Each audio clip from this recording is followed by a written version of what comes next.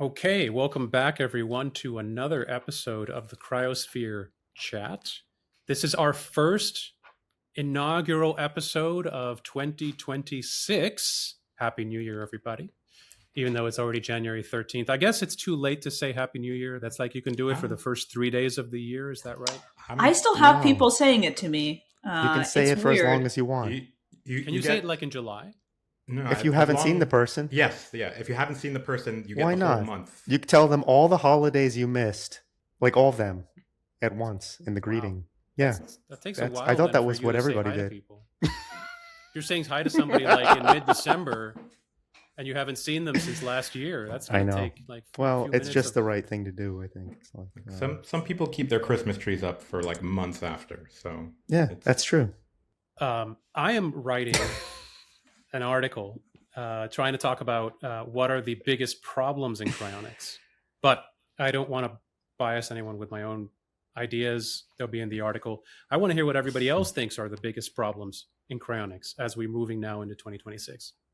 I'll jump in with what I think is the biggest problem in cryonics. And maybe this is unfair because the question is more specific to really just within the industry, but my immediate thought is just the biggest problem is that most people in society do not realize that death is a bad thing that should be avoided. And not just in any given moment, not just avoided when you're 30, but also when you're 80. In general, the concept of death is bad. That is the single biggest blocker to cryonics. And it's something I hope that we can start to shift. I think that's where we're really natural allies with the longevity space, is that we both benefit from people changing their minds on that. And then just speaking inside the industry, more specific to people that are already somewhat involved in chronics, I would say it's cryocrastination easily. That's the biggest problem. I mean, there's a lot of ways where the industry can improve, get more standby teams, more quality assurance, whatnot. All that becomes easier. The more members you have more resources. Right now, chronics is still small and it's very scrappy. And a large part of that is because it's small. And if it were larger, a lot of these problems would go away and turn into different, You know what's problems. cool though is that this like seeing death as a problem. I think people are gonna increasingly start seeing death as a problem as it starts to look like one that can be solved. yes. And like I think I don't know when it was. It was like within the last 2 weeks or something. Elon Musk had a chat with Peter Diamandis that was going around, and he said something like longevity is a solvable problem. And I was like, oh, this is good. Like, changing, like reframing the discourse around longevity and death. I don't think he's interested at all in working on this problem, or I don't know how important he thinks it is. But yeah, this is solvable. That's a big reframe, and I think a lot of people are going to start. That's going to be like the future of this, how this is going to look. Yeah, I was going to say something along the same lines as you said, Eric, where I was going to kind of disagree with your framing of it, Becca, insofar as that I feel like people do know death is bad. They just don't. It's almost to even when you say, oh, chronics works, even if they kind of believe it ephemerally, if they haven't really emotionally absorbed that, I don't think it feels worth talking about, because it feels like a fact of life. It's like saying, you don't like taxes, right? It's like not a big conversation to be had there, right? Yeah, Like, too bad I get you're what you're paying saying. taxes. Yeah, It is a little bit of a chicken and the egg. I don't know exactly which direction is more important. Where I have observed, there are people, and I'm sure we've all encountered them, where they seem to think like, yeah, that could work. That just sounds like it makes sense. They have no argument really against why chronics would be possible, and they're still just not interested. And I still think you could be correct, though, and that the problem is that they don't really think it's possible. That's a larger societal problem, is because we have, as a society, accepted death. We are just so used to thinking about our life term in this short term, and not thinking about what would we do if that weren't the case, and what would we really want to live longer. Because that's not a thought, because it's not possible, people don't want it, if that makes sense. But I think it's not fully just that people don't think it's possible. There's like an extra layer there that even if they think it's possible, they haven't really been trained, or somehow they're not absorbing why that would be a good thing. I think one of the framings though is whether or not it's, you said something like whether or not death is good for society or whatever. I don't think most people conceive of or reflect very much on what's good or bad for society as a whole. I think if you ask them, is it good for society, they might end up spouting off some kind of canned answer that they think sounds right or good or whatever. But most people don't really reflect on what's good or bad for society as a whole. I think when you ask them about death, they might think, well, you may say, do you want to die? And they say, well, no, I don't want to die. Oh, is it okay that you're going to die eventually? Yeah, maybe.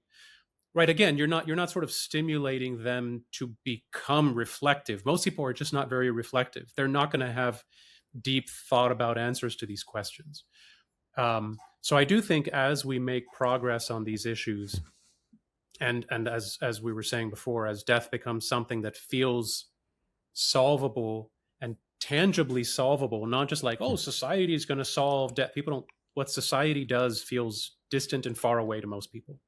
But when you can say to them, you yourself can potentially get these therapies or these things that will mean that you don't end up having to age and thus die of all the things that most people die of, that's going to feel real and tangible. Or if they believe, okay, you're going to have this procedure, cryonics or whatever biostasis procedure, and thus when you would otherwise have died isn't going to naturally happen. Oh, okay, that's kind of cool. But again, it's making these things far more tangible. And for the vast majority of people, being a tangible reality in front of them is very different than what Robin Hanson would describe as the far mode thoughts and beliefs about what society, blah, blah, blah, or death that's going to happen far from now and all those other very intangible concepts. I agree. I think I try to approach it from a different way, and I don't know that either of us could prove which is the right direction to do it. But I think when people think of cryonics working, they're envisioning themselves in a future that they can't really envision, and they don't know anyone, and they don't know what it's like, and like that is very untangible, and that's the thing that's scary and that maybe pushes them off from being interested in cryonics. So most people, if you ask them if you could take a drug to live 20 years longer, they would take that immediately. But it's the thought of this pause and this potential indefinite lifespan in the future that's very scary. So what I've tried to do is first try to get them to imagine, like, if you had a much longer lifespan, like, what would you do? Like, if you had way more time, what would you do? To just start them to make that future appear more tangible. And once they're more bought into that idea, into realizing, wait, there is actually like a lot more that I would have done. Like, damn, like I did drop that one hobby or that one career path because I just didn't have time, or I never got to go explore the Southeast like I wanted to. And then kind of bring up the fact that like maybe it's possible. And then once they have like a something of positive, emotional that they associate with that longer life, maybe it's more effective. Becca, that resonates with me. And I've had like a few ideas about this that kind of not well formulated, but a while back I was discussing, I guess I remember with whom, maybe it was you guys, just randomly like putting together a combination of very short stories about positive future scenarios. So nothing that people have to like dig through, but that they can get some type of emotional example of a future scenario, multiple ones from different angles. Just because anytime cryonics is mentioned separately or anytime it's mentioned in pop culture, it's just always some, ridiculous scenario. Not necessarily ridiculous, but some scenario, some sci-fi scenario with something terrible has gone wrong. They've woken up in some, with aliens and some apocalyptic future, or there's always an obnoxious plot twist that's inherently like anxiety producing. I don't know, Futurama doesn't give me anxiety. You're right, Futurama, it doesn't. But that's, I would say Futurama is probably like a net positive for making people think about that. But it's too also not tied. Yeah, it's too ridiculous and not tied to any form of reality. So while I actually don't think it produces a negative feelings, it also just, it's not tethered enough. But I would say the idea of all of our politicians living on as heads in a jar that then get upset at us. This doesn't bother you? I love that. Actually, that's perfect. Freeze all our current politicians where we're at. This is what I want to be dealing with 200 years from now. Things are not exciting enough. But I also just want to say, going back to Max's point, that people aren't really thinking. I think you were saying like people aren't really thinking that deeply about like death and dying or whatever. I don't know, like just my own experience. I talk to people about this stuff a lot, and a lot of the people I talk to seem like they're thinking about it, and they just don't want to live longer than like current lifespan, like current like how long people are currently living. And it's like just bizarre every time I encounter it, but I do encounter it a lot. And it seems like they're thinking about very it. Specific bubbles, Eric. I mean, I think you can understand that. Like the kind of people that we talk to are not the average people on the street. I think most people are just. Oh man, I talk to a lot of very average low in people because I'm like on self-reflection. dating apps. Like they're just normal people, and I'm like, it's like one of my filters, like, because I mean, you got to be on board with this if it's ever going to work.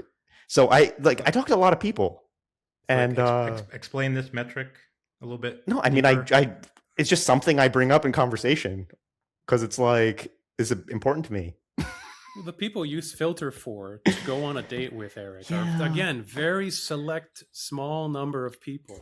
Yeah, but I would think that if anything, like the bubbles that we run in would be more likely to go against norms and maybe be slightly more rationalist and more likely to accept it. So I think the point still stands that most people, I agree, most people have not thought about it deeply. And I think a lot of people that say things like death is good for society, it is a knee jerk. It's just a thing that they've kind of heard said. And because they don't immediately feel like they want to live longer, they kind of regurgitate the first thing that comes up that's culturally relevant. Yeah. But that doesn't change the fact that I'm not sure that if most people just thought about it more, that their minds would change. Well, that's the point, that I think they are thinking about it and they're not changing their minds. But I don't.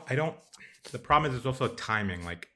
So I have to agree with Max on this. I do not like. There's nothing when I talk to someone who says that they don't care about that. Nothing that they do in their life or in extreme situations when they or their loved ones get sick or are dying corroborates their story that they are fine with dying. It's just not the case. Like you just don't see it at the end with people being like, it is what it is, and death is fine, and I'm happy with this. And it's just not. At the end, everybody's freaking stressed out, panicked, regretful, confused. They're not. Whatever they say in the past doesn't tend to hold in these situations. They all, if there's like a huge percentage of people's like. You're talking about, a lot of the wealth is with older people, but people spend a lot of money at the very end to extend their life very short periods of time, sometimes months or at most a couple of years or less. And they'll spend chunks of their remaining, dollars. Yeah, that is interesting. Trying to save themselves. Is it their own money or is it like their money of other people? Like their kids or stuff like that. That would be both, yeah. Yeah, but I think this speaks very strongly to like I really think people are much more programmed by what is societal normal than they even realize. Because those people, they might spend a lot of money on making their life more comfortable and a little bit longer. But if you offer old people cryonics, even if they're wealthy, and they're spending all this money on treatment, most of them don't take it, right? So I do think there is some contradiction here of like, it is normal and they can envision their life like a few years longer and a few years healthier, and it's normal to do that, and that's why they do that. But they're just not interested in cryonics. But you're right, Becca. I think, yes, they wouldn't inherently just become interested in it, but I don't think it's because I think the bigger problem at that moment is someone's in this strange situation. Yes, they're more reflective than they would be in a normal time if they're sick and dying. But cryonics is I mean, as we all know, is not something you just casually drop in a conversation and people absorb it. It's a multi-conversation over years of time absorbing kind of thing. And I just don't think someone, even if they're would be inclined, and especially at an older age when you have had a whole lifetime of thinking in some other way. And even when they're panicked about dying, cryonics does not, absorb in their minds as, the night coming to save them. It just sounds strange. And I don't think they're actually absorbing. I don't think they can think of the implications of waking up in the future. I feel like it's not so much they wouldn't want it if they understood it. It's that it's just very hard to understand in a short period of time. It's Yes. It's easy for us, but I don't. Yes, Yeah. and the solution to that is that you have to make cryonics a larger part of society, like more talked about, more accepted, like more in the social consciousness beforehand. Otherwise, there's just, for those people, unfortunately, no hope. And if we can't bring it more into society's consciousness, then it will ultimately always be relegated to a small, maybe slightly growing, but still always small group of hyper unusual individuals like us. I'll give you an example to kind of prove this point, at least anecdotally. So, elderly family member of mine, I would talk to them about cryonics, and it wasn't absorbing.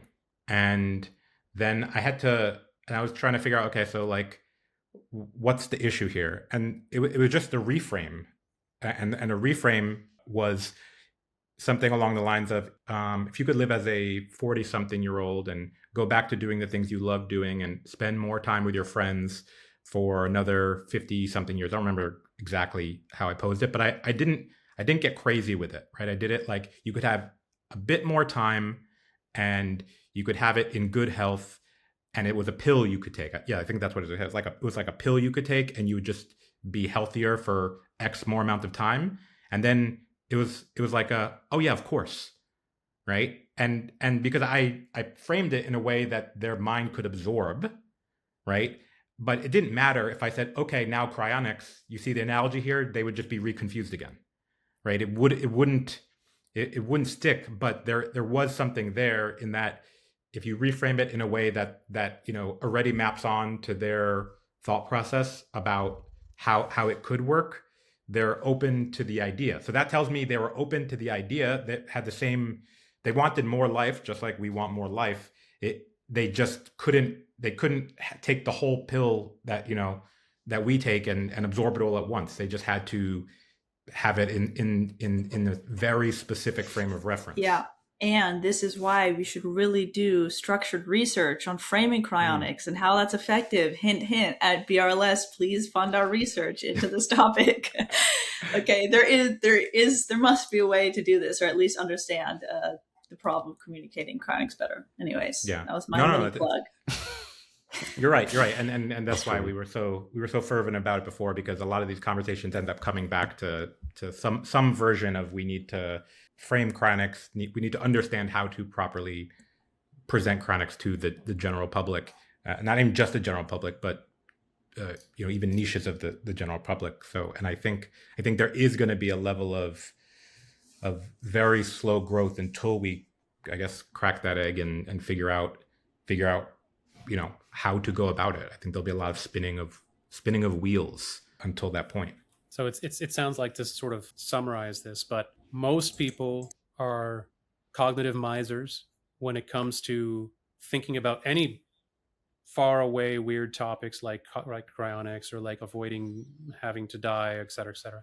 And then for people who are actually able or have the incentive to spend the resources, the mental resources, to actually think about this sort of thing, maybe because someone primed them enough to do so or framed it the right way, then they have to have the right priors to be able to come out to the opinion that it is actually good to avoid death for them personally, maybe for society at large, and that they want to take the time and the effort to do so. So it's multiple steps that people have to go through to end up going through the funnel that ends up ultimately resulting in them signing up for cryonics.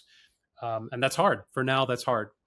Hopefully enough changes in the field such that becomes a lot easier of a lift for people to do. So unless somebody else has any further thoughts on this subject, we can touch upon some other things, perhaps moving away from the biggest problems that people have with cryonics. All right. So I have seen this thing on other podcasts where they review the predictions that they made last year and make new predictions. And since we're a very serious podcast, top of the game for cryonics, not that there's much competition, I thought maybe we could do the same thing. So I want to know, what are your predictions, specific predictions for cryonics in 2026? Okay, who's first? You go, Eric. I'll go You first. volunteered. Yeah. Okay, so so we have more people than ever and more money than ever working on cryopreservation problems. So I'm gonna go all the way. We're gonna get the first successful human kidney transplant after vitrification and rewarming in 2026. Wow, that is bold. Okay, that would be pretty big news, but What I like do you it. do if it doesn't happen? Wait, what? Wait, that wasn't part of what we're doing. I want to There has to be encourage people to be. consequences for being I wrong. want to encourage people to Okay. be bold, though. I feel like everyone would have such a safe bet if there were We're- consequences. Okay, how about you have to eat a It's- ghost no, pepper on a the thing is- Cryosphere Chat? We will be reviewing these Get us in killed. December, like next year or January, and that way we'll see who was right and see who is the smartest among us. Incentives matter. Okay, can we just put can we put a dollar amount that we'll each put into a pot, and whoever's prediction is the most accurate I gets like the ghost pot. pepper better. $2. $2. Yeah, that's very very incentivizing. Yeah. Someone doesn't All believe in right. her predictions, I think. Okay, my prediction for 2026 is that Tomorrow Bio is going to become the largest organization in terms of members. So it's going to surpass Alcor and Cryonics Institute. Although Cryonics Institute, yeah, it depends. It has to be fully funded members, I think. It's a bold prediction, but I do think since Tomorrow Bio, they have been growing steadily. They are doing more of an expansion to the US. I think they might become the largest. That sounds like Okay. fighting words for a certain Daniel here. I am while I work for Alcor, I am overall cryonics agnostic. I want success for all. A rising tide floats all ships. So yes, that not fighting words. I don't think that's the case, right, Becca? They would have to almost double their membership. Yeah, Many although they years. haven't released their membership numbers in a while, so I don't know exactly what they're at right now, but I think it would be close to doubling. So it is a bold prediction on my part, but I'm willing to have that ghost pepper. Oh, Okay, good. and- Oh, look at this. Incentives. All right. If it doesn't happen, Becca's going to be eating a ghost pepper on the Cryosphere Chat. at the Okay, end of the maybe year. not a ghost pepper, but something Yeah. hot. All right, I entire need to ghost pepper. Google this and like safety wise, Yeah, that could be kind of sketchy. I'll do something spicy though. We'll if I'm all wrong. be watching. Just Yeah. we'll have your There address. will be If anything something. happens, we'll send the cavalry. Okay. How interesting is yours, Max? I'm trying to decide if you go first or me on this last one. Okay, I'm not gonna reveal my secrets. Go for it. Okay. Mine is hard to verify. That's the problem. So I predict that cryonics will play a larger role in the longevity space than it has in the past. And this prediction is also something we are working to make happen. So again, the problem, I don't know what percentage, can't put hard numbers on it, but I do get the sense that cryonics is becoming more popular within longevity.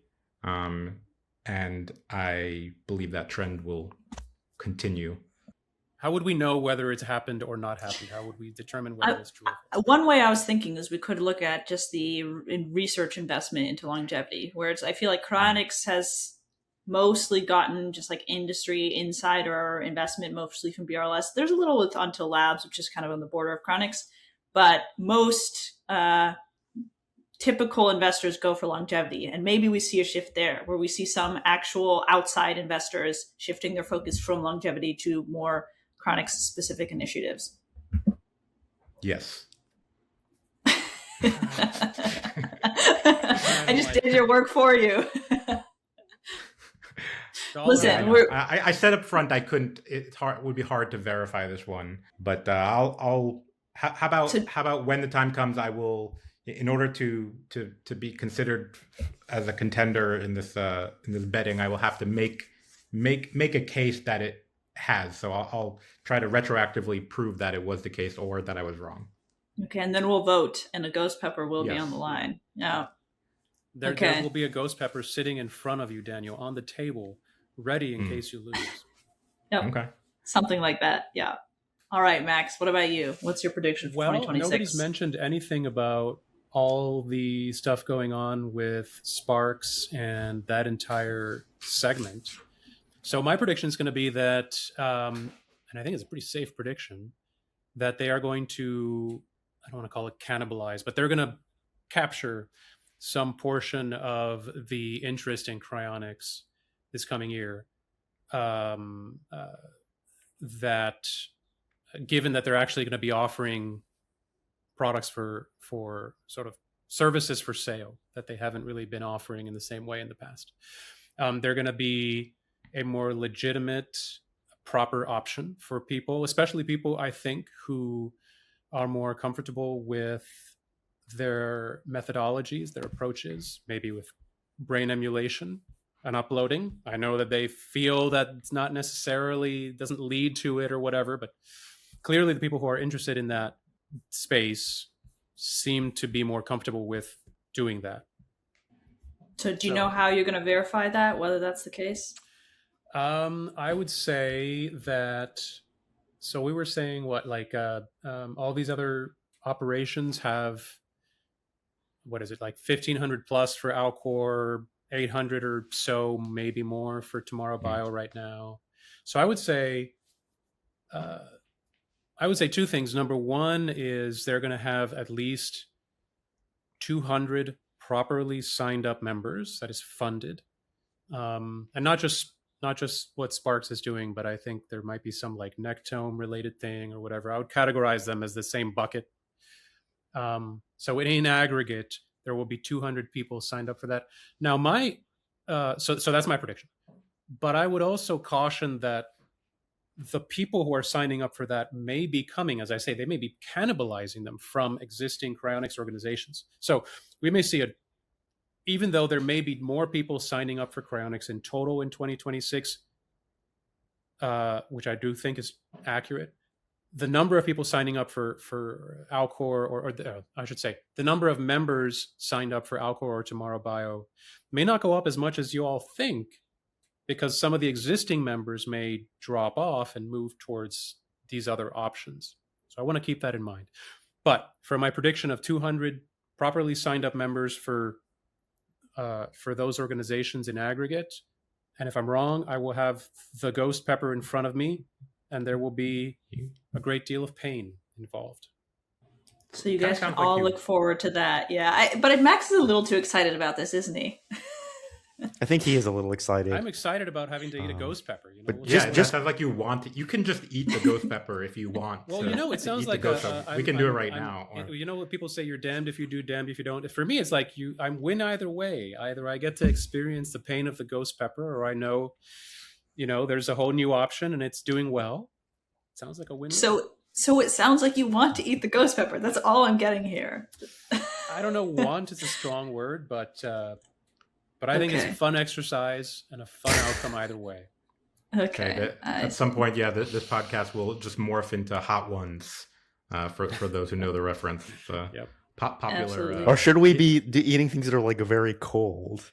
That sounds dangerous, though. But it would be. Liquid nitrogen. We could look into it. Yeah, not liquid nitrogen. We're just all gonna. You're gonna very watch cold ice cream. Everyone is gonna watch live as we get cryopreserved. We're cryopreserving ourselves. Okay, I don't know who's uploading the footage. Like you get brain freeze. Yes, I was gonna say that. Yeah, you could do, but it's not. You're right. Okay, it would have a similar effect to Hot Ones, where people are like dump water on their heads. Could we do that, but with liquid ice bucket challenge? Ice bucket challenge. Yeah. No, for us, it's a liquid nitrogen challenge. No, can you stop with the liquid nitrogen? No, we're not. No, Eric. This is really stupid, but somehow I'm drawn to it. Okay, we do something. Liquid nitrogen challenge. No. We don't have to go this extreme, right? Like, okay, we ice bath, and we have conversation with us and a guest in an ice bath, and we're all just sitting there like shivering, but we have to be like stoic about it and just keep asking, just like the Hot One show, and we just keep asking the questions, but everybody's really freaking cold, right? And it's just like ice water. It's relatively safe, right?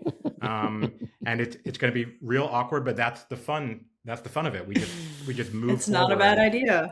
Yeah, I think people should tell us. Vote. What do they want to see? Tell in the comments, what do you want to see? Do you want to see, hot pepper, I just want ice bath, or something else? We can eat ice cream in. It has to be safe. Yeah. I think ice cream is the ice bath, and I think that at the end. Yeah. All right, I think we need to cut this off here. I think I think so yeah. too.